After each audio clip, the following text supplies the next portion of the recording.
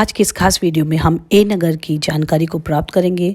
Biblical ए कहाँ पर है और किस प्रकार दिखता है और वहाँ पर क्या क्या महत्वपूर्ण घटनाएं हुई थी जो बाइबल में लिखी हैं। तो वीडियो पर बने रहिए और चैनल कर लीजिए सब्सक्राइब ताकि आप बाइबल की जानकारी को हिंदी में प्राप्त कर सकें। और मैं आपको बता दूं कि यीशु मसीह भी जो इब्राहिम के प्रदेश में जब यीशु मसीह गए थे तो वो भी इस जगह पर आए थे और यहोशू ने इस नगर को किस प्रकार से जीता था। और यहाँ पर और भी एक अद्भुत घटना हुई थी जो दबोरा, जब आप भविष्यद्वक्तिनी के बारे में पढ़ेंगे उसका भी यहाँ पर क्या रोल है, इसको हम पूरी इस वीडियो में देखने वाले हैं।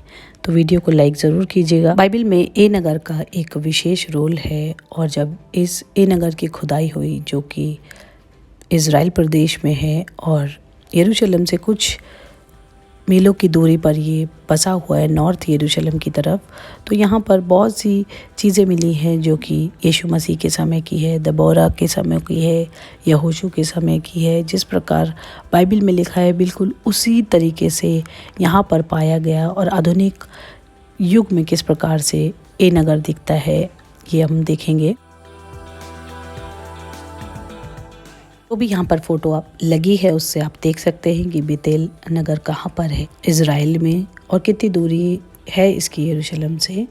तो यहाँ पर यीशु मसीह के समय का घर भी मिला है और यहोशू के समय की जले हुए अंश भी मिले हैं जब यहाँ पर खुदाई की गई, क्योंकि यहोशू के समय पर इस जगह को जलाया गया था। और कुछ इस प्रकार से स्टोन्स मिले हैं जो कि एक भव्य जगह को दिखाते थे, क्योंकि इस प्रकार से दिखता था जैसे आप देख रहे हैं पिलर्स, उसके ऊपर और नीचे के पत्थर भी मिले हैं जो कि यहोशू द्वारा जब जीते गए थे, जो लड़ाई यहोशू ने लड़ी उसके अंश थे यहाँ पर। और जब इस नगर को जलाया गया तो उसकी जले हुए की राख भी यहाँ पर मौजूद हुई है और खुदाई के दौरान ये प्राप्त हुआ कि ये वही जगह थी जहाँ पर यहोशू ने लड़ाई की थी। और जब आकान ने पाप किया था तो उसको किस प्रकार सजा दी गई, यहोशू के समय पे पथरवा करके उसको मार डाला गया था, वो जगह भी उसके आसपास मिली है।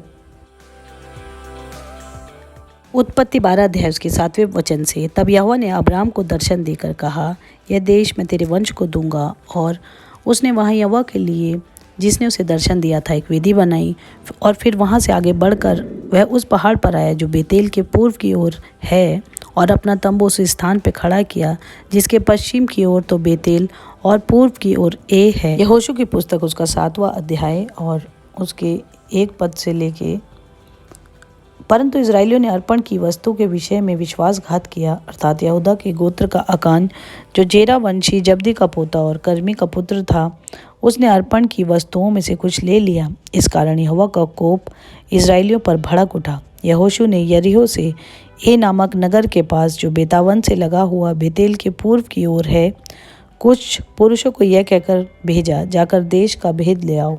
इसलिए कोई 3000 पुरुष वहां गए, परंतु ए के रहने वालों के सामने से भाग आए।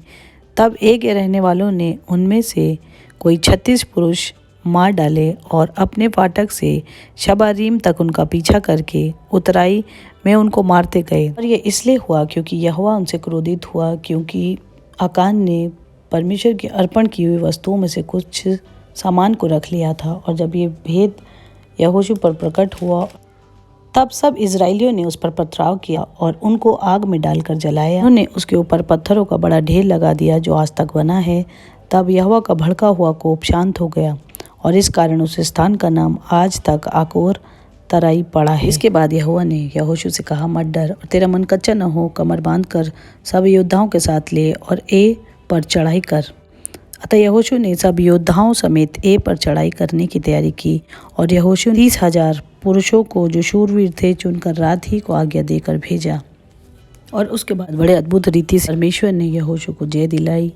और किस प्रकार ये घटना वहाँ पर घटी इसे आप बाइबल में पढ़ सकते हैं, यहोशू की पुस्तक उसका 8 अध्याय। तब यहोशू ने ए नगर को फुकवा दिया और उसे सदा के लिए खंडर कर दिया। वह आज तक उजाड़ पड़ा है और ए के राजा को उसने सांस तक वृक्ष पर लटका रखा और सूर्य डूबते डूबते यहोशू की आज्ञा से उसका शव वृक्ष पर से उतार कर नगर के फाटकों के सामने डाल दिया गया और उस पर पत्थरों का ढेर लगा दिया जो आज तक बना है। यो 4 अध्याय में उसके 4 पद भी लिखा है, उस समय लप्पीदोत की स्त्री दबोरा जो नबिया थी, इज़राइलियों का न्याय करती थी। वह एप्रैम के पहाड़ी देश में रामा और बेतेल के बीच में दबोरा के खजूर के तले बैठा करती थी और इज़राइली उसके पास न्याय के लिए आया जाया करते थे। और दबोरा भी इसी जगह पर न्याय को किया करती थी और किस प्रकार उसने जय को दिलाया, या पढ़ सकते हैं न्यायों की पुस्तक उसके 4 अध्याय में।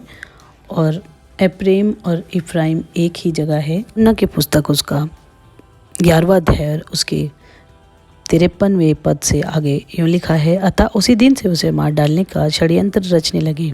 इसलिए यीशु उस समय से यहूदिया में प्रकट होकर ना फिरा, परंतु वो वहाँ से जंगल के निकटवर्ती प्रदेश के इफ्राइम नामक एक नगर को चला गया और अपने चेलों के साथ वहीं रहने लगा। जैसा कि आप इस फोटो में देख सकते हैं, खुदाई के दौरान ये यीशु मसीह के समय का घर भी प्राप्त हुआ है और जो भी पिक्चर्स इस पे लगी है सब कुछ यहीं पर प्राप्त हुआ है। तो यह बिब्लिकल एज, इसकी जानकारी को आपने हिंदी में प्राप्त किया और उसके लिए आप ज़रूर से अपनी बाइबल को पढ़िए और ज़रूर से चैनल को सब्सक्राइब कीजिए, ताकि आप ऐसे ही बाइबल के वो जगहें जो परमेश्वर ने जहाँ पर अद्भुत रीति से अपने लोगों को जय दिलाई, वहाँ की जानकारी को आप हिंदी में प्राप्त कर सकें। तो ज़रूर से वीडियो पसंद आई हो तो वीडियो को लाइक कीजिएगा। और जो जो यहाँ पर प्राप्त हुआ वो सत्य है, क्योंकि उसकी खोज की गई और उसके समय काल पीरियड से उस चीज़ का पता लगाया गया। तो आप ज़रूर से बाइबल पढ़िएगा ताकि आप ए नगर की जानकारी को और अच्छे से समझ सकें। अब्राहम से लेके यीशु मसीह तक आपने जो जो भी बाइबल में घटनाएं पढ़ी हैं वो सब इसी जगह पर हुई हैं और सब कुछ ये जगह है, इसी जगह पर वो घटनाएं हुई हैं। और जब भी उस चीज़ को आपने, चाहे वो यहोशू की पुस्तक से पढ़ा हो, चाहे दबोरा जो नबिया थी उसके विषय में पढ़ा हो, चाहे अकान के पाप के विषय में पढ़ा हो, और चाहे यीशु मसीह के इफ्राइम देश में जाने के विषय में पढ़ा हो, वो इसी जगह से संबंधित है। और यही ए नगर है जो बाइबल में लिखा हुआ है। इसी जगह पर परमेश्वर ने यहोशू को अद्भुत रीति से जय दिलाई, जो कि आप यहोशू की पुस्तक उसके 8 अध्याय में पढ़ सकते हैं कि कितना अद्भुत चमत्कार परमेश्वर ने अपने दास यहोशू के लिए इस जगह पर किया है।